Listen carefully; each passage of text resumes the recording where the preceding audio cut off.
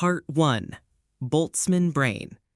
What if everything you call your life is nothing but an illusion?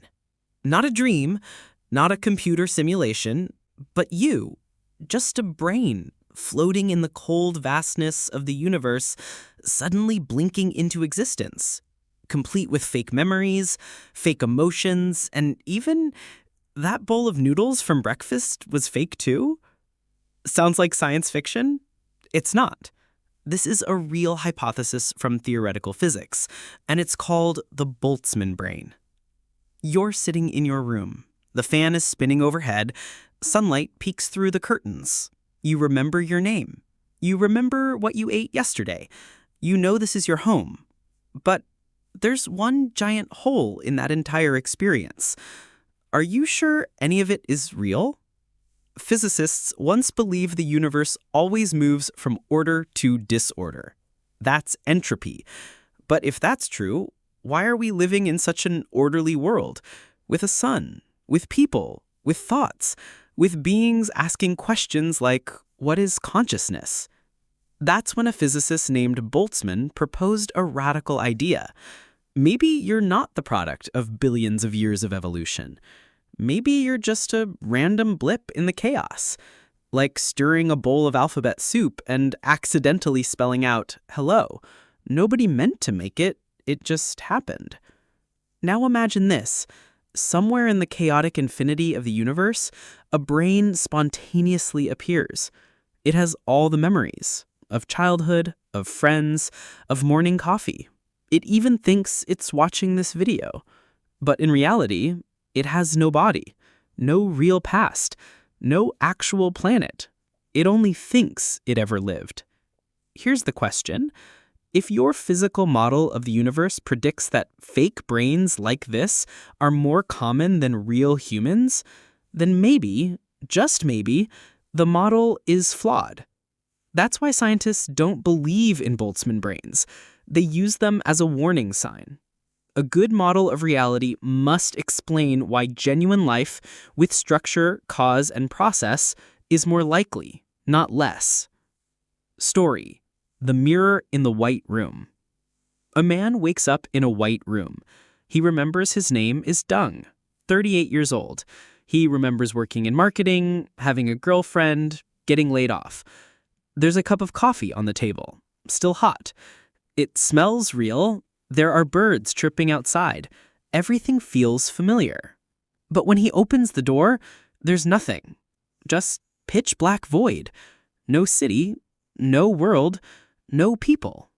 Just him, the room, and a mirror. He looks into it and begins to panic. What if all of this was a downloaded memory? What if he wasn't real? Takeaway lesson. The Boltzmann brain idea isn't here to scare you into thinking you don't exist. It's here to test your awareness. We humans exist through continuity, experience, and self-reflection. And if you're sitting here wondering whether you exist, congratulations. Only a conscious, real being would ask such a question. So what, then, is real? Maybe none of us can answer that for sure, but one thing is certain. This moment, you, sitting here, asking yourself if you exist, that is real. And if you're awake enough to question your own existence, then live this one life, this real fragment of awareness, as fully and meaningfully as you can. Have you ever felt like you were dreaming in the middle of your own life? If so, stay with me, because there are 19 more mind benders to come, and they'll make you question the very you thought you understood. Part 2. Solipsism. What if only you are real? Have you ever stared into a mirror long enough to feel unsettled? The reflection's still there. It looks like you. But the eyes, cold, hollow, almost as if they're staring back from somewhere else entirely. And suddenly, the thought creeps in. What if everyone else in the world isn't real? What if the entire world, everything, is just a play, and you're both the lead actor and the only audience? Sounds absurd, right? Maybe. But you wouldn't be the first person to think that. And philosophy has a name for this exact sensation: solipsism. It's the idea that only your own mind is certain to exist. Everyone else, your old friends, your morning bus driver, your barista, could be imagined, projections, echoes, well-programmed illusions. Each day we live under a quiet assumption that other people think and feel like we do, that when someone smiles, they're happy, that a hug means something, that a tear is genuine. But the truth is, you've never seen someone else's thoughts. All you've ever seen are signals, expressions, voices, body language, and then you interpret them. So what if your brain is just running a very convincing simulation with a full cast of background characters? How could you know what's real? Story: The elevator. A girl named Lon steps into an elevator one afternoon. There are 5 strangers inside. She nods politely. No one responds. She coughs. Someone shifts. She says, "Looks like the elevator's stuck." Still silence. Suddenly, she feels it. What if none of these people are real? What if they're just pre-programmed responses, subtle enough to keep her from questioning the illusion? The elevator climbs floors, but in her mind, something else starts to collapse. Takeaway lesson: solipsism isn't meant to turn you into someone who distrusts everything. It's here to remind you, every experience you have passes through the lens of your own mind. And if you can't be certain others are truly real, then the fact that you still choose kindness makes it even more meaningful. It's not just instinct anymore. It's intention. We trust, connect, and love not because we have proof, but because we choose to. Philosophy doesn't hand out answers. It hands you questions. If you are the only thing you're sure is real, then how do you want to live? What kind of world do you want your mind to reflect? One built on cold doubt or quiet kindness? Maybe you'll never know for sure who else exists, but you'll always know who you're choosing to be. And if all of this really is just a dream inside your own mind, then make it a good dream. Part 3. The Teleportation Paradox. Are you still you? You're standing in an airport, shoes off, laptop out. The line moves slower than a snail with a limp, and you think to yourself, if only I had a teleportation machine. Just press a button, and boom, I'm in a hammock in Hawaii sipping mango juice. Sounds dreamy, right? But imagine this. There's a machine that scans every cell in your body, every hair, every scar, every quirky freckle. Then it destroys you on the spot and reconstructs a perfect copy somewhere else. That new version has all your memories, your personality, your habits, even your hatred for people who cut in line. The question is that really you? At first, you might think, of course it's me, it remembers everything I do. But pause a second. The original version, the one who stepped into the machine, was destroyed. The person who steps out in Hawaii is made from entirely new atoms. So, did you just commit suicide to let a perfect replica take your place? Or put another way, are you still you? Or just a really convincing photocopy? Now, imagine the machine malfunctions. It forgets to destroy the original. Now, there are 2 of you, both fully convinced they're the real deal. Both remember entering the machine. Both say, I'm the original. So, who's right? Maybe neither.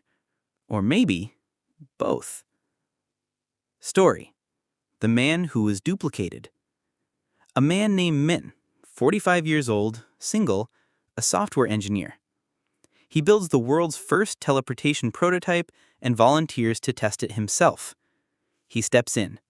Light flashes. When he opens his eyes, he's standing on a beach in Da Nang. Warm sun, waves, it feels perfect. But a few minutes later, he hears a message on his comms.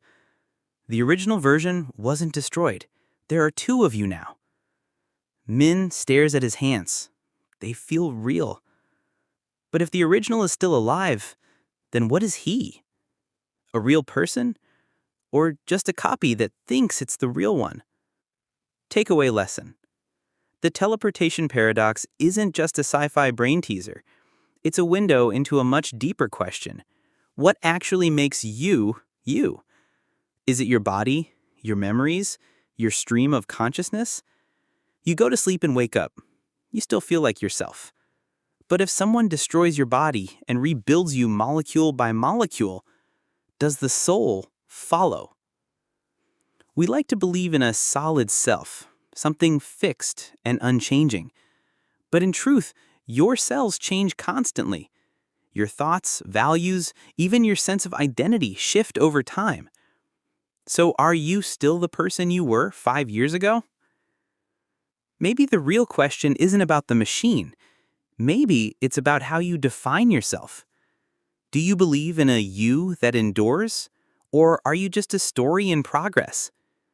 And if one day you had the chance to step into that teleportation chamber, would you do it knowing that the version who steps out might no longer be you? Part 4.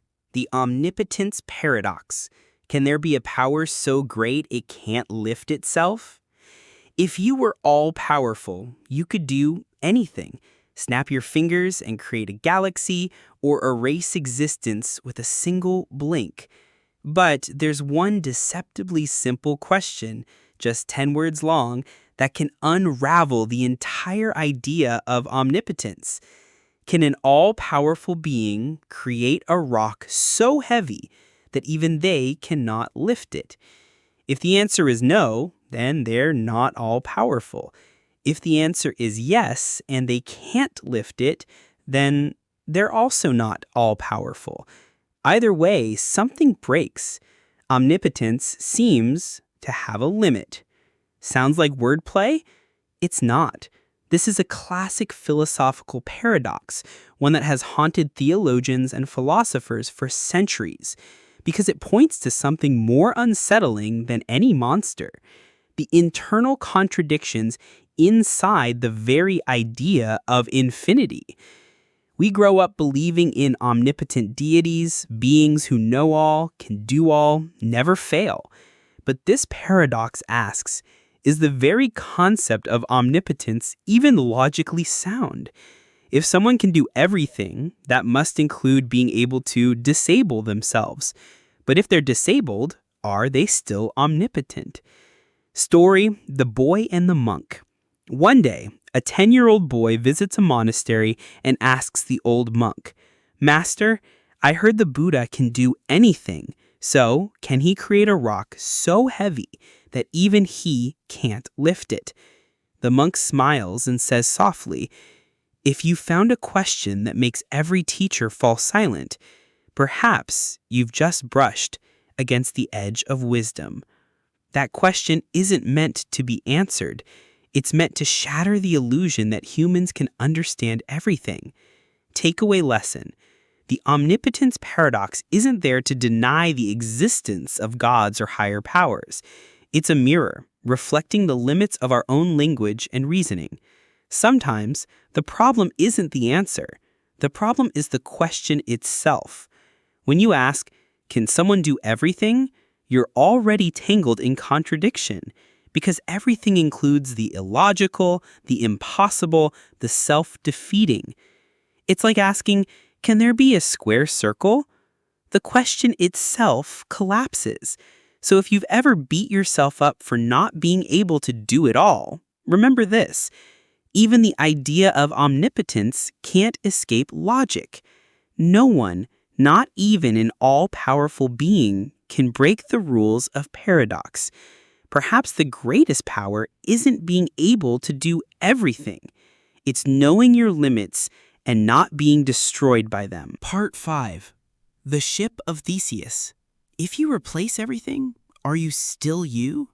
Imagine an ancient ship called Theseus, preserved as a symbol of history. Over time, its wooden planks begin to rot. People replace them one by one, a mast here, a floorboard there, a piece of the deck. Eventually, there's not a single original part left. So the question is that still the ship of Theseus? Or is it just a replica stitched together from memory? And the even trickier question, if all the original parts were gathered and reassembled somewhere else into a new ship, which one is the real one? Sounds like abstract philosophy? Not really, because you, yes you, are a living version of that ship. Your body changes every day. Millions of cells die and regenerate. Your blood flows, your hair grows, your nails stretch.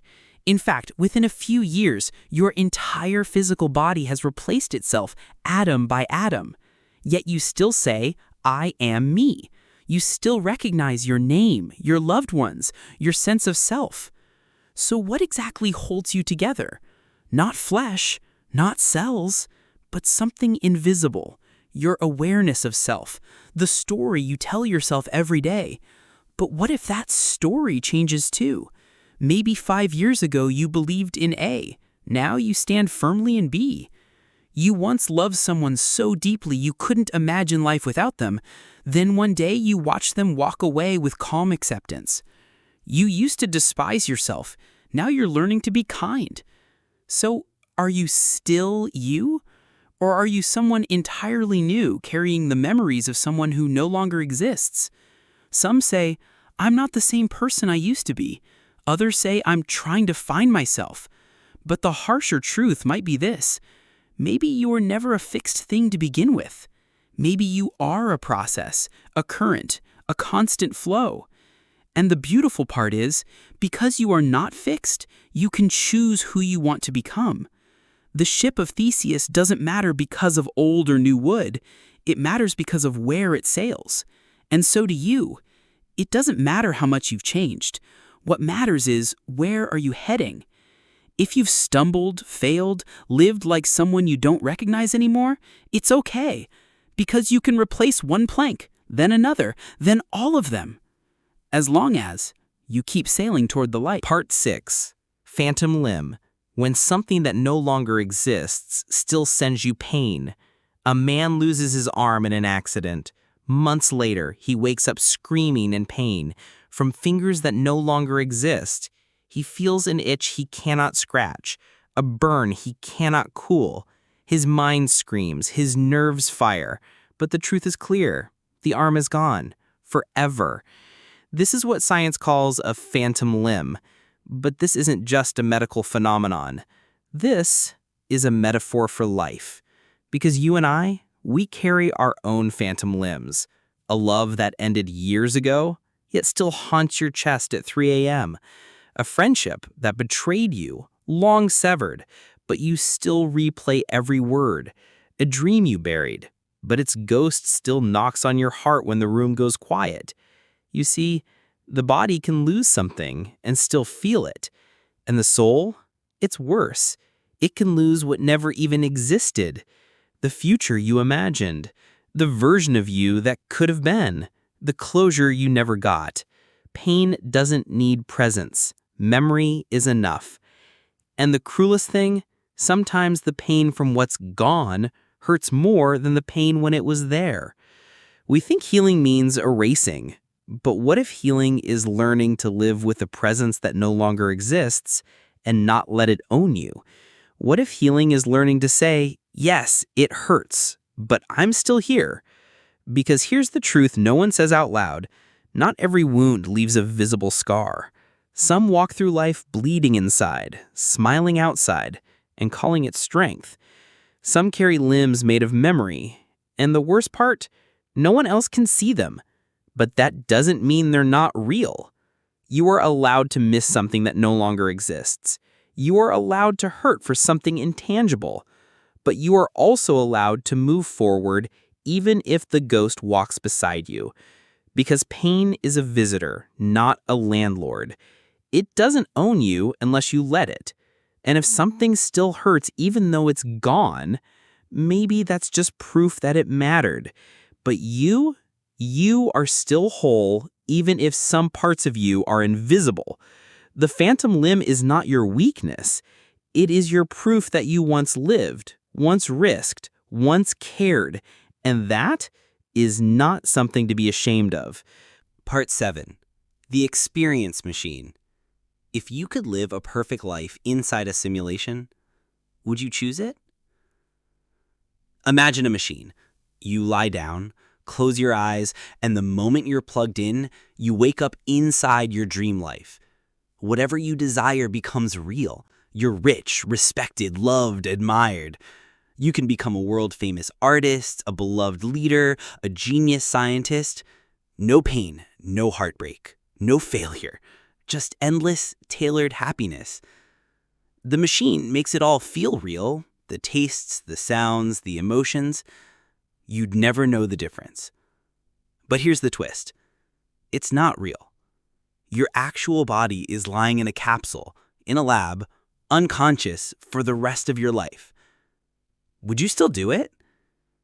Most people hesitate, not because the life inside the machine isn't better, it probably is, but because something inside us whispers, if it's not real, it's not enough. That's the dilemma posed by philosopher Robert Nozick. It forces us to ask, do we value truth more than happiness? Would you rather live a difficult reality or a flawless illusion? On the surface, it sounds easy. Choose joy. But deep down, we crave more than just comfort. We crave meaning, struggle, authenticity, even pain. Because without challenge, how do we know what joy really is? Without risk, how can success mean anything? A life without contrast is just noise on repeat. The experience machine gives you everything, except the one thing it can't simulate, the knowledge that it's real. And maybe that's what we're really searching for, not just good feelings, but true ones, because there's a quiet kind of dignity in real pain, real triumph, real scars earned by real living. Ask yourself, if you lived a perfect dream life, but no one ever knew it, not even you, would it be worth more than an imperfect life that's truly yours? Some will say yes, some will say no. There is no right answer, only the reflection in your own conscience. But here's something to consider. Maybe we were never meant to feel good all the time. Maybe we were meant to feel everything, the grief, the joy, the fear, the love, because that's what makes it real. That's what makes it ours. So the next time life hurts, remember this. Pain isn't proof that something's wrong. It's proof that this isn't a simulation. You're here. You're awake. And that is the only experience that matters. Part 8. The Trolley Paradox, when saving one life means choosing to end another. A trolley is speeding down the tracks. Ahead, 5 people are tied up, unable to move. You're standing by a lever. If you do nothing, the trolley will kill all 5. But if you pull the lever, it'll switch tracks and kill one person who's tied to the other side. What do you do? This isn't a hypothetical anymore. It's a mirror. A brutal one, because it forces you to confront the one decision we all want to avoid, choosing who gets to live and who doesn't. Most people say, I'd pull the lever, save the 5. It's logical. But pause. Think about what that means. You are not just letting someone die, you are causing it with your hand, your choice. It's no longer about numbers, it's about moral weight. Are you willing to become the executioner of 1 to be the savior of 5? And if you don't act, are you still innocent, or did your silence kill just the same? This is the trolley paradox, a thought experiment that looks simple but burns a hole in every moral compass. It splits ethics in 2. Utilitarianism says do the most good for the most people. Deontology says some acts, like killing, are wrong no matter the outcome. But life doesn't care about tidy theories. In real life, people don't wear signs saying innocent or guilty. There is no perfect victim, no omniscient narrator, just you and the lever. Here's the truth. Every choice we make ripples into consequences we can't always see. You may not face a trolley, but you will face moments when choosing one path means sacrificing another. A career move that disappoints your family, a truth that breaks a heart, a loyalty that costs a friendship. And no matter what you choose, someone gets hurt. You, them, or someone else entirely. So what do? There is no clean answer. But maybe the point isn't to solve the paradox. Maybe the point is to understand the weight of your decisions and choose, not with cold logic or blind guilt, but with full awareness of what it means to be human, to feel the cost, to carry it, to not hide behind math or emotion, but to look at the lever and say, I made this choice, I will own it. That is the real test. Not what you pick, but who you become after you pick it. Part 9. Zeno's Paradoxes. Why you can't even take a single step without defying logic. You stand up, you take one step forward. Simple, right? Obvious. You've done it 1,000,000 times. But according to one man, a philosopher named Zeno, that step should be impossible. Here's why. He said, to reach your destination, you must first get halfway there. Before you get halfway, you must get a quarter of the way. Before that, an eighth, a 16th, a 32nd, and so on forever. An infinite number of steps, each one smaller than the last. But if there are infinite points to cross, how can you ever reach the end? Shouldn't you be stuck, never actually taking a single step? And yet, you just did. So what's going on here? This is the heart of Zeno's paradox. On paper, it makes sense. Infinite divisions, infinite distance. But in real life, it fails. Because we do reach our goals. We do move forward. We do cross the finish line. So the paradox isn't about motion. It's about perception. About how our minds struggled to grasp the infinite. We think in straight lines, in clear ends and beginnings, but reality doesn't always obey those rules. Sometimes the world is messier, more layered, more complex. Sometimes logic says one thing and life does another. And that's the point. Zeno wasn't trying to stop you from walking. He was trying to shake your confidence in certainty, to show you that even something as basic as movement, something we take for granted, hides questions we don't fully understand. Just because we live in motion doesn't mean we understand how it works. And maybe that's true for more than just walking. Maybe it's true for love, for purpose, for healing. We believe there's a clear halfway point, a clear timeline, a neat set of stages. But what if progress isn't made in obvious leaps? What if it's built from countless tiny, invisible steps, so small you don't even notice them? And one day you look up and realize you've arrived. Not because the math made sense, but because you kept going anyway. The paradox doesn't stop you. It just reminds you some things in life can't be explained. They must be lived. One impossible step at a time. Part 10. The Paradox of the Heap. How many grains does it take to become a mountain? You take 1 grain of sand. Is it a heap? No. You add another. Still no. A third, a fourth, 100, 1,000. At what point does it become a heap? There's no clear line, no sudden transformation, just tiny additions, until one day you look down and it's not just sand anymore. It's something bigger, something that demands a name. This is called the Sorites paradox, and it's not just about sand. It's about everything. At what point does a stranger become a friend? When does a crush become love? When does surviving become healing?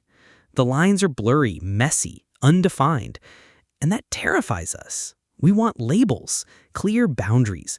We want to say, this is when I changed. This is when I became someone new. But life doesn't work like that. Change creeps in, grain by grain, quietly, slowly, almost invisibly, until one day you wake up and the mountain has formed. But here's the danger. The same paradox applies in reverse. Take 1 grain away. It's still a heap. Another, still a heap. But how many grains can you remove before it disappears, before it's no longer what it once was? That's the quiet erosion we never see coming.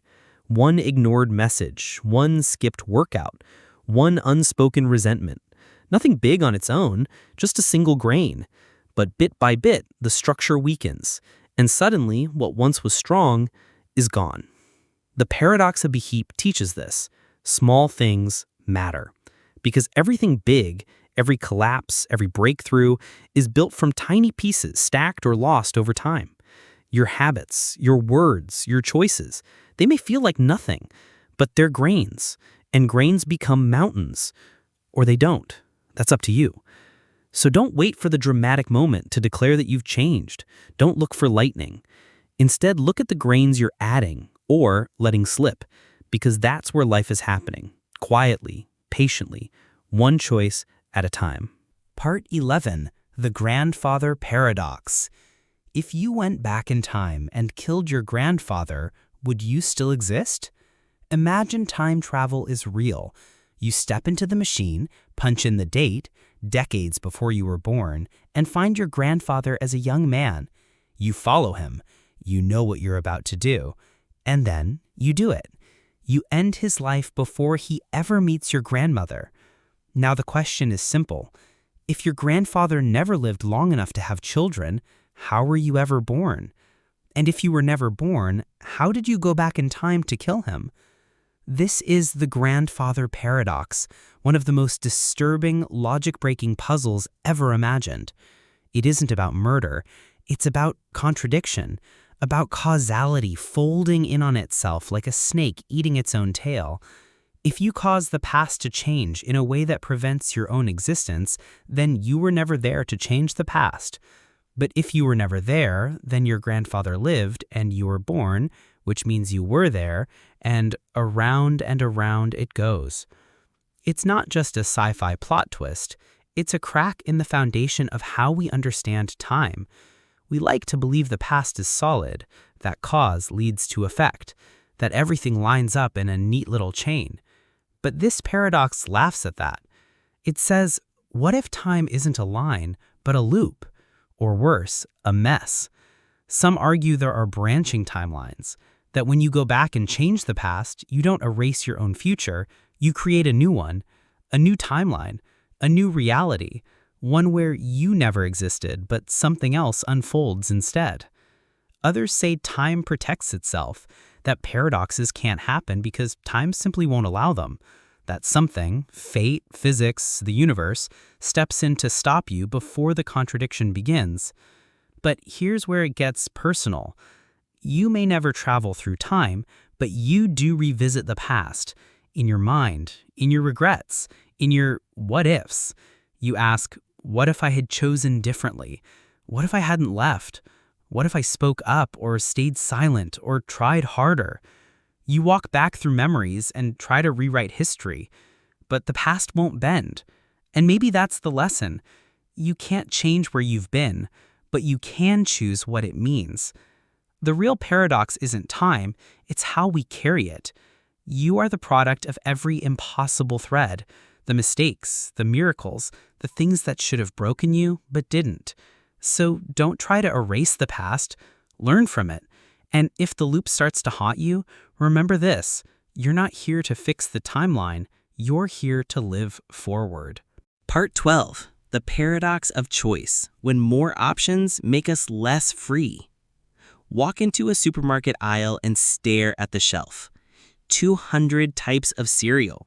Gluten-free, sugar-free, high-fiber, organic, imported, with chia, with oats, with quinoa, with none of the above. You freeze, not because there's nothing to choose from, but because there's too much. This is the paradox of choice, the idea that the more options we have, the less satisfied and more anxious we become. Sounds wrong, right? We think freedom means having more choices, more control, more doors. But choice isn't always power. Sometimes it's paralysis. Because with every added option comes pressure. What if I choose wrong? What if I miss the best one? What if someone else would have chosen better? And even after we choose, we don't feel relief. We feel regret. We imagine the ones we didn't pick. We wonder what could have been. We compare, we question, we carry the weight of a decision that should have set us free, and instead it traps us. This doesn't just happen in stores. It happens in relationships, in careers, in lifestyles. You can date anyone, go anywhere, be anything. But now you lie awake wondering if the person next to you is the one or just a missed opportunity waiting to happen. You leave jobs not because they're bad, but because something better might exist. You scroll through hundreds of videos, shows, paths, and end up watching nothing. You keep your options open so long that your life forgets how to close on anything. And the worst part, the more we believe in the myth of the perfect choice, the less capable we are of committing, of loving what we have, of standing still, of building roots, of becoming anything at all. Because becoming requires narrowing, saying no to 99 things so you can fully say yes to one. But that kind of clarity demands courage, and in a world that sells you unlimited freedom, commitment feels like a cage, when in truth, it's the only way to be free. Real freedom isn't about infinite options. It's about the strength to choose one thing, one person, one path, and stop looking back. Because the happiest people don't have the most choices. They have fewer, and they make them count. Part 13, the bootstrap paradox, when a creation has no beginning, only a loop. A man receives a mysterious book. Inside it are blueprints for a time machine. He builds it. He uses it. He travels back in time. And before leaving, he gives that same book with the exact blueprints to his younger self. Years later, that younger self grows up, builds the machine, and does the same. And now, asks the question, where did the book come from? It was never written, never invented. It simply exists, trapped in an infinite loop, passed from one version of the man to another, outside of origin, outside of time. This is the bootstrap paradox, a time loop where cause and effect chase each other endlessly. The creation has no creator. The information has no source. The invention was never invented. It just is. And this idea should disturb you, because it breaks the most basic rule we believe about the world, that everything has a beginning, that things come from somewhere, that there's always a reason. But the bootstrap paradox says, not always. Sometimes the loop is the origin. Sometimes the answer is, it exists because it keeps itself existing. And maybe, deep down, you felt this, that weird sense of déjà vu when you meet someone who feels familiar. The thought you swear you've had before, but can't explain why. The feeling that part of your life is repeating something that hasn't happened yet. Maybe time isn't as straight as we think. Maybe memory, intuition, fate, they're all echoes caught in loops we can't fully see. And maybe you too are carrying something you never created. A dream, a fear, a pattern, a belief. Something passed down, never questioned, never sourced, yet it drives you. You don't know where it began, but you keep it alive. That's your own bootstrap paradox, a loop in your identity. And the only way to escape it is to pause the cycle, to ask, where did this really come from? Is it mine? Or just inherited momentum? Because until you break the loop, you're not building your future, you're just recycling your past. And here's the twist. Most people live entire lives inside loops they never knew they were in. You don't have to be one of them. Part 14, the paradox of the arrow, when motion is an illusion. An archer draws back the string. The arrow is tense, silent, ready, and then release. It slices through the air, fast, precise, inevitable. But Zeno, the philosopher, says stop. Freeze the moment.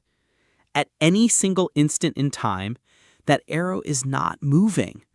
In that frozen slice of reality, it occupies one position, one space. No motion, just stillness. And if you break time down far enough, second by second, millisecond by millisecond, the arrow is never actually in motion. It's just a series of still images stitched together. So how can motion exist if in every moment the arrow is standing still? That's the paradox. Because your eyes see movement, Your body feels it. You dodge the arrow, you race the train, you run for your life. But mathematically, logically, movement vanishes when you look too close. Just like a movie reel, each frame is frozen, lifeless. But when they flicker fast enough, we see dancing, fighting, living. It's not the frames that create life. It's the flow. And maybe that's true for more than just arrows. Maybe your growth, your healing, your purpose isn't visible in the single moments. Maybe if you zoom in on any one day, you'll think, nothing's changing. I'm stuck.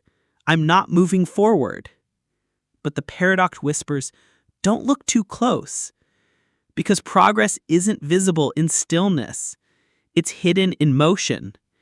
And motion, paradoxically, is made from stillness. That's what life is. Not a constant sprint, but a collection of pauses that, when held together, become a journey. So stop judging yourself by the freeze frame. Stop thinking this moment defines you. One bad day, one relapse, one mistake. It's not the arrow, it's just a frame. And motion is only illusion if you forget to look up and see the bigger picture. Because from the ground, the arrow looks still, but from the sky, it flies. Part 15. The Twin Paradox. When time itself moves differently for two people. Two twins are born on the same day, at the same hour, in the same room. They share the same genes, the same laugh, the same childhood, but one becomes an astronaut, and one stays on Earth. The astronaut boards a ship and travels near the speed of light. Years pass, missions completed, stars visited. Then he returns home, steps off the craft, and finds his twin standing there, now older, grayer, slower. While he was away for what felt like a few years, his brother has lived through decades. This is the twin paradox.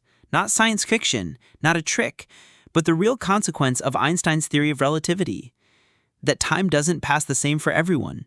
It bends, it stretches, it warps depending on how fast you move and how close you are to gravity. In short, your experience of time is not absolute. It's relative. And that changes everything. Because if time itself can flow differently between two people, then so can life, so can healing, so can growth. You may be rushing forward, chasing stars, chasing meaning, evolving every second, while someone you love is standing still. Or worse, you may feel frozen, stuck, not moving, while the world around you races ahead. Your friends are getting married, building careers, posting milestones, and you're just here, waiting. But what if that's not failure? What if you're just on a different path through time? What if your rocket ship hasn't launched yet, but when it does, you'll leap through years and moments? The twin paradox is a reminder that we don't all age the same way. Not physically, not emotionally, not spiritually. And that's okay. Because time isn't what the clock says. It's what you do with it. Some live a lifetime in 5 years. Others spend 30 chasing a version of themselves they never find. The question isn't, how fast am I going? It's, am I going where I need to be? So if you feel behind, lost, left out, remember the astronaut. Remember the twin. And trust that time is not running out on you. It's unfolding exactly how it must, even if no one else sees it. Part 16. Buridan's Donkey. When perfect logic leads to starvation. Picture a donkey. It stands in a field, perfectly placed between two identical haystacks. Same size, same smell, same distance. The donkey is rational, logical, incapable of making a decision without reason. So it looks left, then right, then left again. There is no reason to choose one over the other. No advantage, no difference, no justification. And so it does nothing. And eventually it starves. That's the thought experiment. Absurd? Maybe. But then again, maybe not. Because haven't you been that donkey before? Stuck between two jobs, two relationships, two paths, two identities, both equally appealing or equally terrifying. And you wait. You analyze. You weigh pros and cons. You make a spreadsheet. You call friends, you pray, and still, you choose nothing. Because what if the other one was better? What if you make the wrong move? What if deciding is worse than hesitating? So you stay in place, rational, careful, frozen. And you don't realize every moment you spend not choosing is still a choice, a slow starvation of the soul. Buridan's donkey is a warning, not just about logic, but about indecision, about how the obsession with making the right choice can leave you with no life at all. And the tragedy is, the donkey didn't need the best haystack, it just needed one. And so do you. Because growth doesn't come from certainty.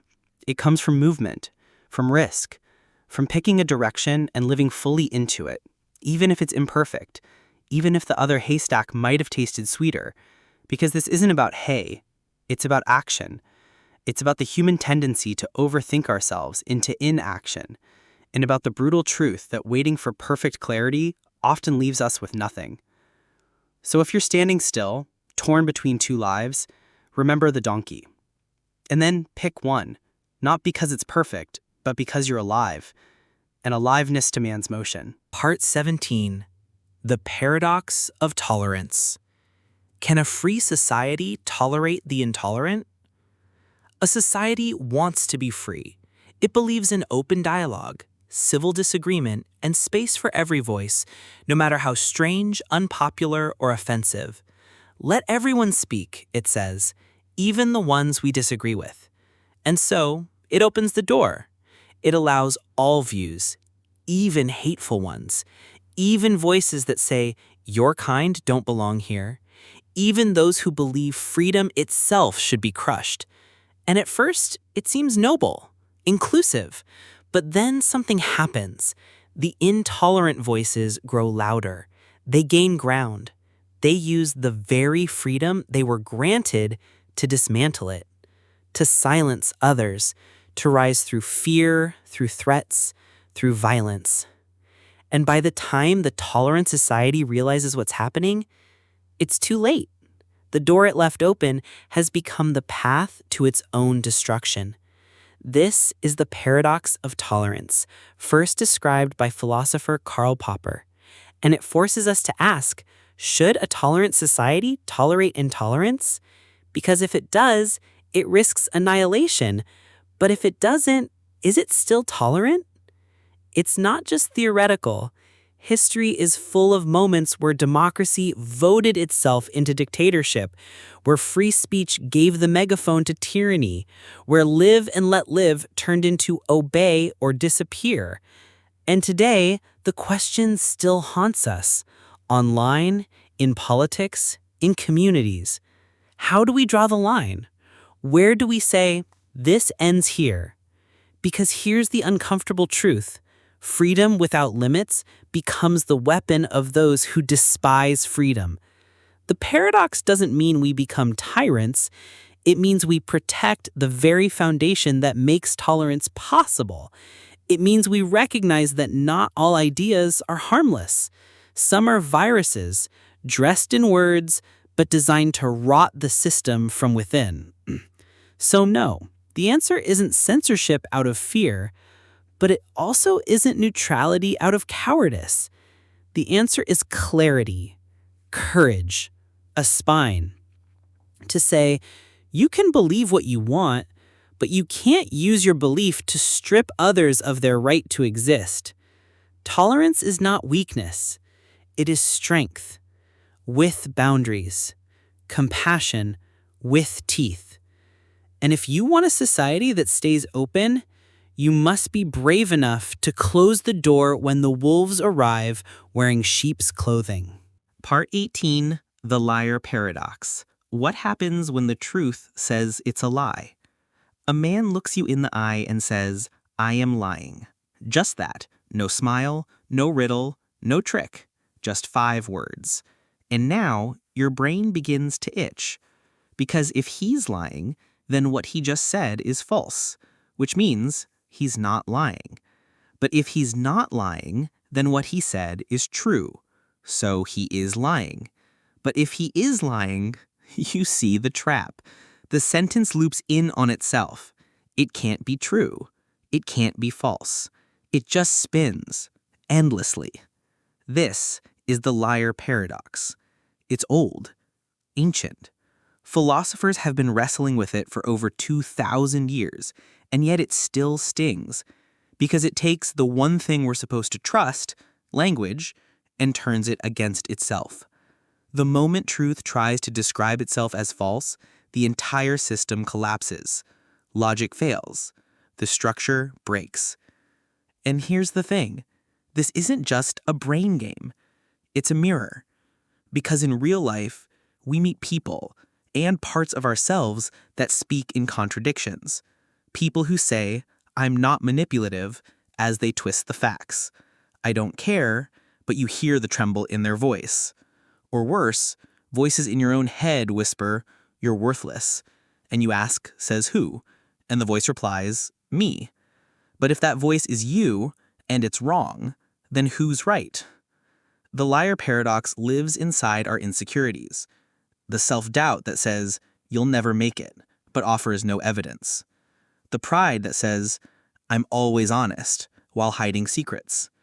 And the pain that says, "This will never end," when deep down, you know it has to. We think of truth as clean, sharp, absolute. But sometimes it wears a mask. Sometimes the thing that calls itself truth is actually the lie trying to wear a suit. So what do you trust? Not the sentence, not even the speaker. You trust the pattern. You trust consistency, integrity, the long arc of behavior. Because in a world full of contradictions, truth doesn't shout, it endures. The liar paradox doesn't have a solution. That's the point. It exists to show you that even language has its limits. And when words fail, you look deeper, into actions, into values, into the silence between declarations, because that's where real truth lives, not in what's said, but in what's shown. Part 19, the Omnipotence Paradox. Can an all-powerful being create a rock so heavy that even it cannot lift it? Think about that. If the being can create the rock, then there exists something it cannot lift, so it's not all-powerful. But if it can't create such a rock, then there's something it cannot do. Again, not all-powerful. Either way, the idea of absolute power folds in on itself. This is the Omnipotence Paradox, a philosophical trap that breaks the concept of limitless power by exposing its contradiction. And it's easy to shrug this off as some divine riddle for theologians to debate, but you'd be mistaken. Because this paradox applies to you. You may not be a god, but you've asked yourself, can I do everything? Can I be strong enough to carry all this? Can I hold the weight of my family, my career, my expectations, my mistakes, and never break? And maybe the better question is, should you? Because power, real power, isn't proven by what you can carry. It's proven by what you can put down. We worship strength. We tell people be unbreakable. But what if unbreakable is just another word for brittle? What if the strongest thing you could ever do is admit what you can't lift anymore? That it's okay to ask for help. That it's wise to set limits. That the desire to control everything, every outcome, every emotion, every future isn't power, it's fear in disguise. The omnipotence paradox isn't just about gods. It's about you when you try to be invincible. When you shame yourself for being tired, when you call rest weakness and boundaries failure. But maybe the truly powerful don't try to lift every rock. Maybe they build a world where some weights are shared and some never picked up at all. You were not meant to carry everything. You were meant to choose wisely what you will carry and walk bravely away from what you won't. So, no, you can't lift the world. And you don't have to. Lift what matters, leave the rest. That is power. Part 20. The paradox of the unexpected hanging when predicting the future makes it impossible. A judge tells a prisoner, "You will be hanged at noon on one weekday next week, but the day will be a surprise. You won't know until the executioner knocks on your cell. The prisoner thinks and smiles. It can't be Friday, he says, because if I'm still alive Thursday night, I'll know it must be Friday, and that wouldn't be a surprise.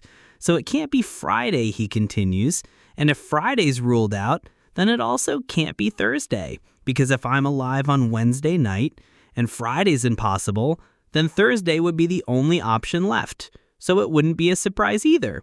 And just like that, he keeps going, ruling out Wednesday, Tuesday, Monday, until he concludes, they can't hang me at all. But on Wednesday at noon, they do, and he's shocked, because the logic that was supposed to protect him betrayed him. This is the paradox of the unexpected hanging, a thought experiment that weaponizes your own mind against you.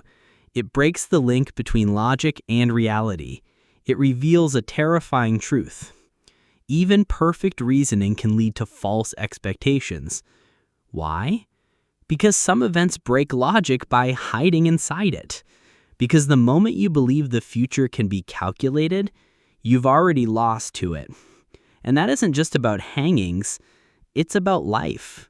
You plan your week, you predict the outcome. You say, they would never leave. This business will succeed. I've thought it through. I know what's coming. And then, life knocks on your door at noon on a Wednesday. You're stunned. You feel betrayed. But you shouldn't, because the future isn't just unknown, it's unknowable. And that's not a curse. It's a feature. If everything could be predicted, there'd be no wonder, no surprise, no transformation, just a sterile loop of outcomes you saw coming. But the greatest moments in life, the ones that changed you, woke you, shattered and rebuilt you, they didn't arrive on schedule. They caught you off guard. And thank God they did, because the point of this paradox isn't that logic is useless, it's that life isn't bound by your logic.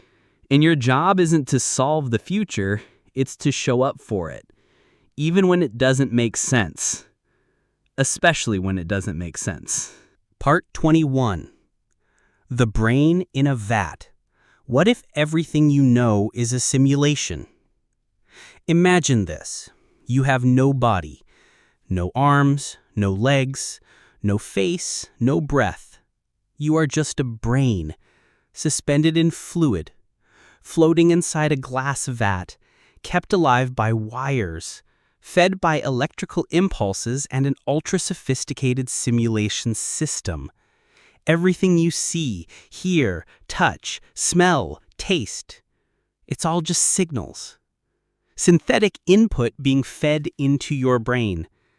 And you believe you're alive, that this world around you is real.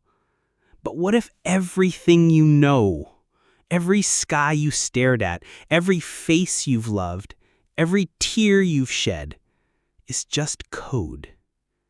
Then what is real?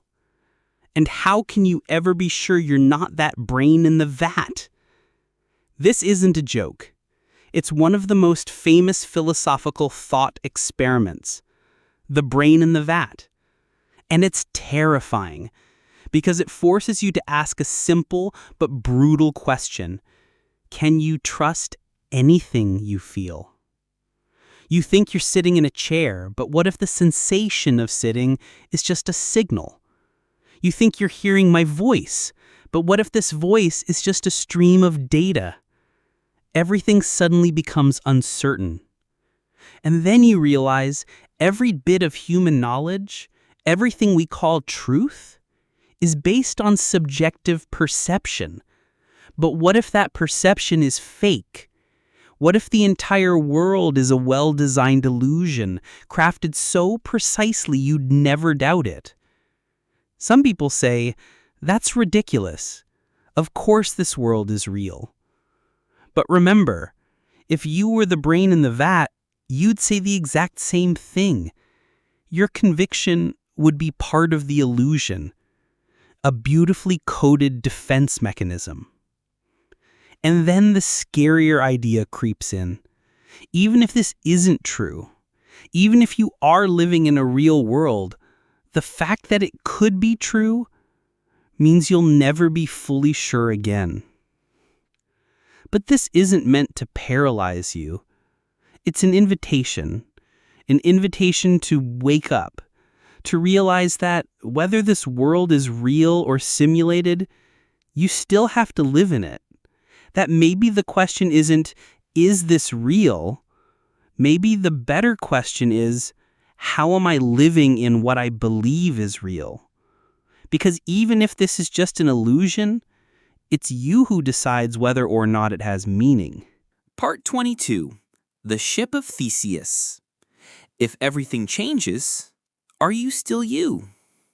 Imagine a ship, an ancient vessel once sailed by a hero. Over time, the wood begins to rot, so one by one, its parts are replaced. A plank here, a mast there, the sails, the nails, even the rudder, all slowly swapped out, until not a single original piece remains. And yet, the ship still bears the same name, still floats, still sails. So, the question is this: is it still the same ship? And it doesn't end there. Suppose someone collected all the original, discarded parts and rebuilt them. Now there are two ships, one made of the original materials but no longer in continuous use, and one that has evolved, changed, adapted. Which one is the real ship of Theseus? But let's be honest. You're not here for ships. You're here because this is your story. Because you've changed. Maybe your habits, your beliefs, your dreams, your friends, your face in the mirror. Maybe nothing in your life today resembles who you were 5, 10, 20 years ago. So the question burns. Are you still you? And if not, then who are you now? We all carry a sense of identity like it's solid, fixed. But the truth is, you're constantly replacing pieces of yourself. Every 7 years, science says your body has regenerated nearly every cell. But the deeper parts, your experiences, your losses, your choices, those are harder to quantify. And maybe the better question isn't whether you're the same, but whether you're whole. Because continuity isn't about keeping the old parts. It's about honoring the journey. The version of you that cried through heartbreak, that laughed in moments of joy, that failed, rose, and failed again. Those aren't discarded pieces. They are your blueprints. So yes, the ship has changed. Yes, the wood is new. But the direction, the purpose, the courage to sail at all, that's what makes you, you. You are not less real because you've changed. You are real because you did. Part 23. The Invisible Gorilla. What if you're missing what's right in front of you? A group of people are shown a video. Two teams, one dressed in white, the other in black, pass basketballs back and forth. The task is simple. Count how many passes the white team makes. Focus, track, concentrate. Most people count correctly. But when the video ends, the researcher asks, "Did you see the gorilla?" Confused silence. Rewind the tape. Right there, plain as day, a person in a full gorilla suit walks through the middle of the screen, stops, beats their chest, and walks off. Not in the background, not hidden, right in front of the camera. And yet over half the viewers miss it completely. This is the invisible gorilla experiment, a stunning example of unintentional blindness. And it reveals a brutal truth. We don't see with our eyes. We see with our attention. Your brain filters reality ruthlessly. It decides what matters and discards the rest. You could be walking through miracles, warnings, red flags, or once-in-a-lifetime opportunities and miss them entirely. Not because you're careless, but because your mind is laser-focused on what it thinks is important. And that's the terrifying part. Because what if the most dangerous things in your life, the betrayal, the burnout, the blind spots, weren't hidden? What if they were standing right in front of you, waving, waiting, while you were too busy counting passes? This experiment isn't just about psychology, it's about perspective. About asking yourself, what am I not seeing simply because I've trained myself not to look? Are you so focused on success that you're blind to the toll it's taking? So obsessed with proving yourself that you can't see who you're pushing away? So consumed by control that you've missed the joy that once brought you here? Sometimes the gorilla isn't in the video, it's in your life, in your relationship, in your reflection. And the only way to see it is to stop, look again, and dare to shift your attention. Because what you don't see can hurt you, but what you choose to notice might save you. Part 24. Plato's Cave. What if you've been chained in shadows your whole life? Imagine being born in a cave, not metaphorically, literally. A cold, dark cavern where you're chained to a wall, facing forward, unable to move your head. Behind you burns a fire, and between the fire and your back, figures walk by, holding up objects. The only thing you see? They're shadows cast on the wall in front of you. That's your reality, since birth. Just flickering shadows. The echoes of things you've never touched, never questioned, never doubted. You don't know there's a fire behind you. You don't know the figures are real. To you, the shadows are the world. You name them, you study them, you build your beliefs around them. And then, one day, one of the prisoners breaks free. He turns around. He sees the fire, the puppets, the truth. At first, it burns his eyes. It makes no sense. But then he's let out of the cave, into the sunlight. And for the first time, he sees the real world, in color, in form, in truth. But here's the tragedy. He returns to the cave to tell the others, to free them. And they laugh, mock him. They say he's blind, delusional, dangerous. This is Plato's Cave, one of the oldest, most haunting thought experiments in philosophy. And it isn't just a story, it's a warning. What if your entire life has been shadows? The opinions you inherited, the fears you never questioned, the truths handed to you by school, society, family, media. What if they were all shadows on the wall? What if what you believe is real is just the echo of something deeper? Worse, what if you saw the truth once, but went back to the cave anyway? Because the sun was too bright? Because ignorance is more comfortable than truth. Every one of us has our cave. Our version of reality we refuse to step outside of. And yet, outside that cave, a wider world waits. Yes, it's harder. Yes, it hurts at first. But it's real. And real, no matter how painful, is always worth it. So ask yourself, what are you still chained to? And more importantly, do you have the courage to turn around? Part 25. The free will illusion. Are you really choosing your life? You wake up in the morning and think, I'll have coffee instead of tea. A small choice. Simple. Obvious. Your choice. Right? But what if it wasn't? What if that choice and every other was already written in your wiring, your preferences, your memories, your upbringing, the hormones flowing through you that morning, the subconscious biases you didn't know you had? What if all of it was just a chain reaction of cause and effect, dressed up to look like free will? This is the free will illusion, the terrifying thought that you're not the one steering the wheel. Science has tested this. In one experiment, researchers hooked up people to machines and asked them to make a spontaneous decision. Push a button, raise a hand, pick a color. And the results? The brain made the decision seconds before the person became consciously aware of it. By the time you think you're choosing, the choice is already made. So what does that mean? That you're a puppet?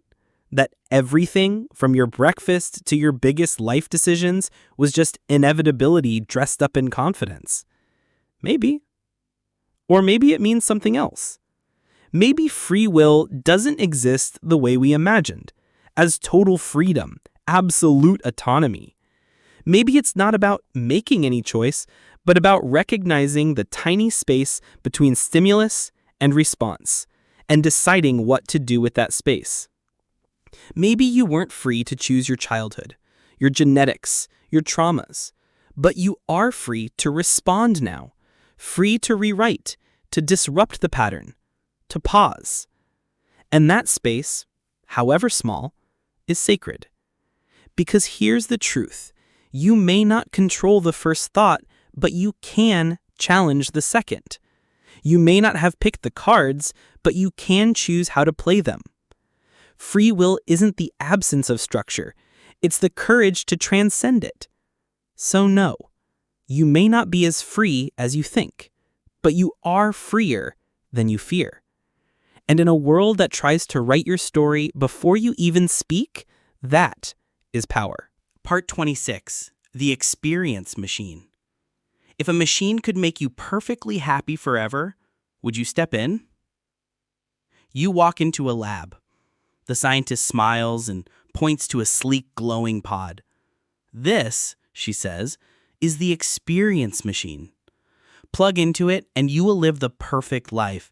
Every dream fulfilled, every pleasure granted. You'll feel loved, admired, powerful, serene.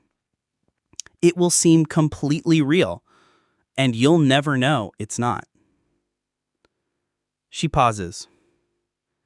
There's just one catch, she says. Once you go in, you can't come out. Now stop. What do you do? This isn't a sci-fi plot.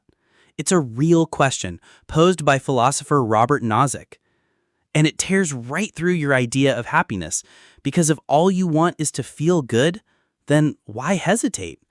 Why not step into eternal bliss? But you do hesitate. Why? Because deep down, we know there's a difference between feeling happy and being alive. Happiness that's manufactured, that isn't earned, challenged, tested, it rots. It loses meaning. It becomes a performance, not a purpose. We don't just want the feeling of success. We want the struggle. We want the fight, the loss, the victory that means something because it wasn't guaranteed. And maybe most of all, we want truth. Even if it hurts, even if it's ugly, even if the real world offers suffering instead of ecstasy, at least it's real. At least it's yours. The Experience Machine is tempting. It whispers, "You've suffered enough. Let go. Rest." But that voice is a lie, because comfort without growth is sedation.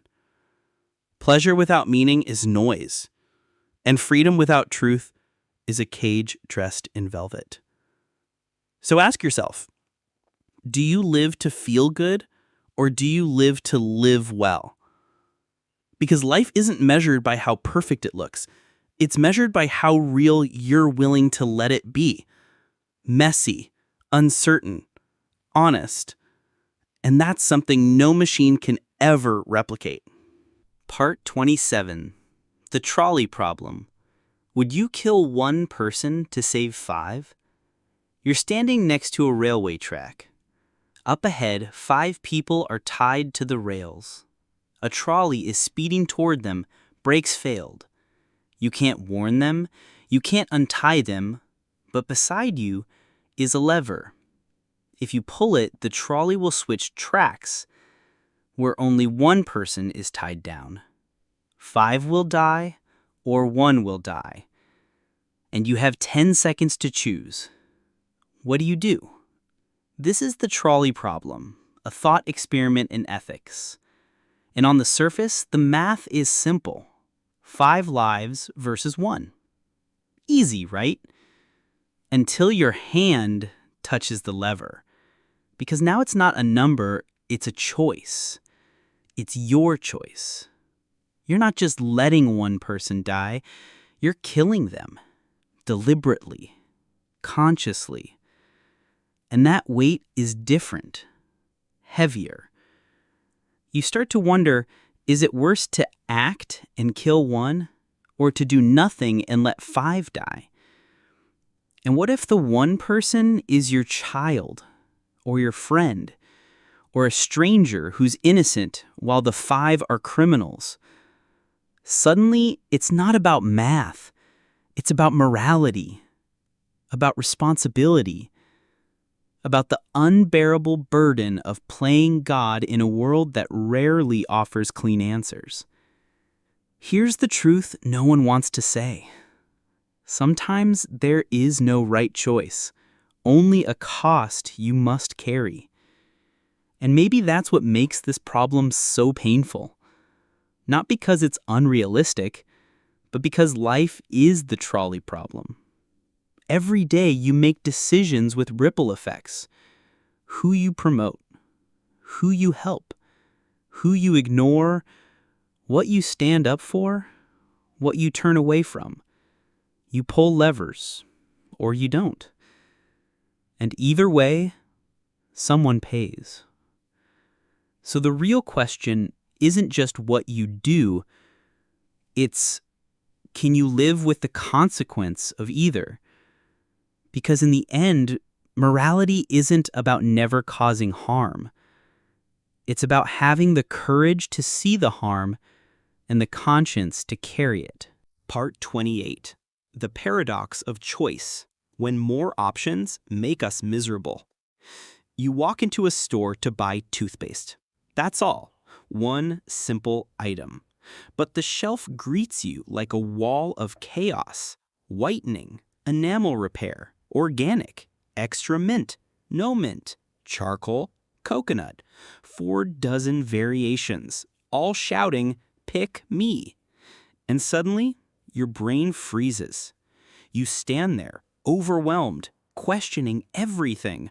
What if you choose the wrong one? What if there's a better one hidden on the bottom row? What if you regret it later? What if you should just leave?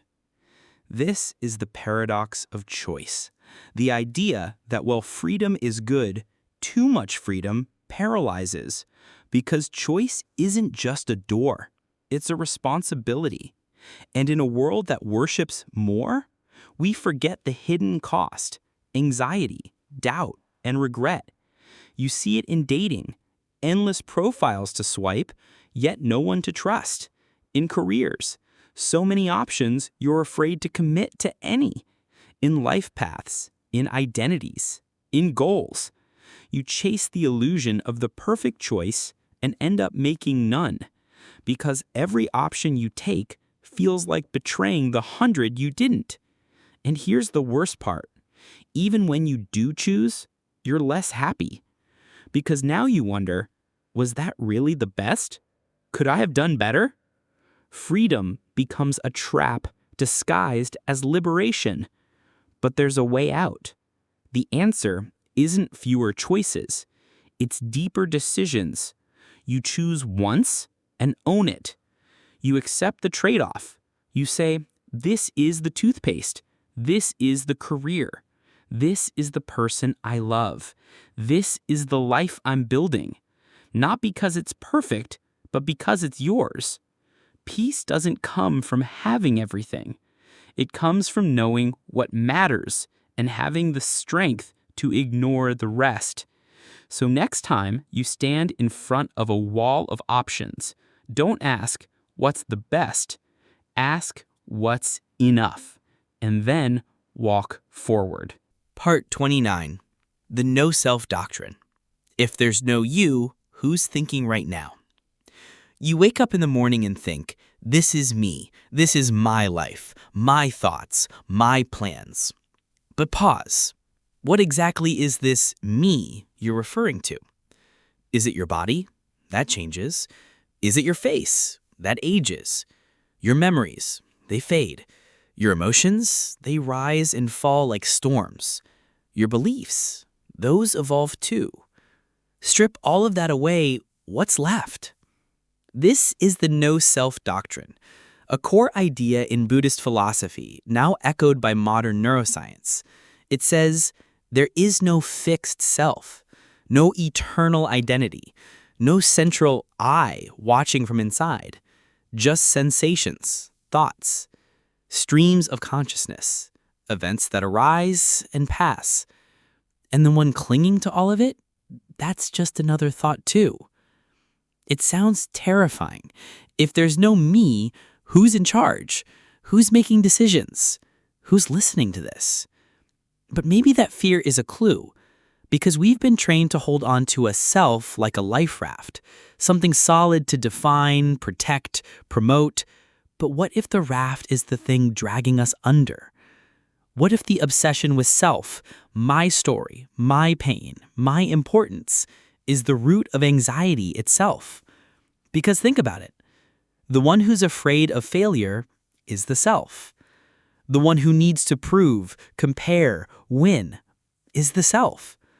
The one who clings to grudges and resents change is the self.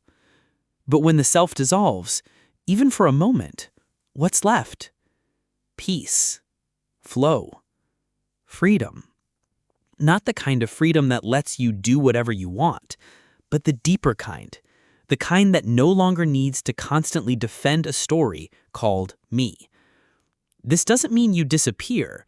It means you become aware that you're not a noun, you're a verb, a process, a movement, a dance. You're not the cloud, you're the sky it passes through. So maybe the question isn't, who am I? Maybe it's, who keeps asking that, and why? Part 30. The simulation argument. What if you're just a line of code in someone else's computer? Look around you. The floor beneath your feet, the air you're breathing, the people in your life, your memories, your body. What if none of it is real? What if it's all code, data, pixels rendered by a machine more powerful than anything your mind can grasp? This is the simulation argument. It doesn't say we might be living in a simulation. It says there's a very good chance we already are. Here's how it goes. Any civilization advanced enough will eventually build computers powerful enough to simulate reality. Not games, not visuals, but entire worlds, universes, with people inside who think they're real, who feel pain, who fall in love, who ask questions like this one. And if that's possible, if it's likely, then it's even more likely that we're one of those simulations, not the original. Why? Because one real world might create millions of simulated ones. So statistically speaking, you're more likely to be software than flesh. A terrifying idea? Only at first. Because what really changes? Does your love matter less if it's rendered? Does your pain mean nothing if it's calculated? Does awe disappear just because the stars above are part of a program? Maybe not. Maybe the meaning of life doesn't depend on what it's made of, but how it's lived. And here's the twist. If this is a simulation, then someone or something built it. Which means someone wanted you here. Someone designed this world, or this test. And that gives you a kind of responsibility to be aware, to be conscious, to play the game, but play it well. So what if you're in a simulation? Then choose your character with care. Embrace the glitches. Defy the script. Find beauty in the algorithm. And remember, even if this world is simulated, your choices can still be real. Because meaning isn't built into the system. Meaning is something you write yourself, line by line, inside the code.